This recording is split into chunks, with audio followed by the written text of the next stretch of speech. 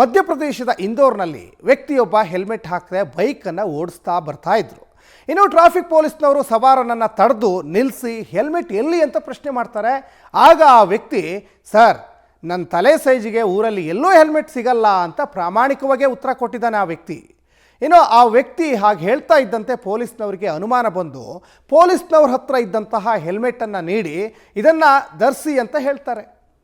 ಆ ಸಂದರ್ಭದಲ್ಲಿ ಪೊಲೀಸ್ನವರ ಸಮ್ಮುಖದಲ್ಲೇ ಆ ವ್ಯಕ್ತಿ ತಲೆಗೆ ಹೆಲ್ಮೆಟನ್ನು ಹಾಕ್ತಾರೆ. ಆದರೆ ತಲೆ ಗಾತ್ರ ಭಾಳ ದೊಡ್ಡದಾಗಿತ್ತು, ಹೀಗಾಗಿ ಹೆಲ್ಮೆಟ್ ಧರಿಸಲಿಕ್ಕೆ ಸಾಧ್ಯವಾಗಿಲ್ಲ. ಇದನ್ನು ನೋಡ್ತಾ ಇದ್ದಂತೆ ಟ್ರಾಫಿಕ್ ಪೊಲೀಸ್ನವರು ಬಿದ್ದು ನಗ್ತಾರೆ.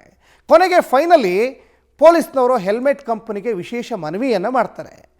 ಈ ವ್ಯಕ್ತಿ ತಲೆ ತುಂಬ ದೊಡ್ಡದಾಗಿದೆ, ಇವರಿಗೆ ಹೆಲ್ಮೆಟ್ ಧರಿಸ್ಲಿಕ್ಕೆ ಸಾಧ್ಯ ಆಗ್ತಾ ಇಲ್ಲ, ಹೀಗಾಗಿ ಸುರಕ್ಷತೆಯ ದೃಷ್ಟಿಯಿಂದ ಹೆಲ್ಮೆಟ್ ಧರಿಸೋದು ಅತ್ಯವಶ್ಯಕ, ಹೀಗಾಗಿ ದೊಡ್ಡ ಗಾತ್ರದ ಹೆಲ್ಮೆಟನ್ನು ಉತ್ಪಾದಿಸಿ ಅಂತ ಹೇಳಿರೋದು ಕೂಡ ನೀವು ನೋಡ್ಬೋದು.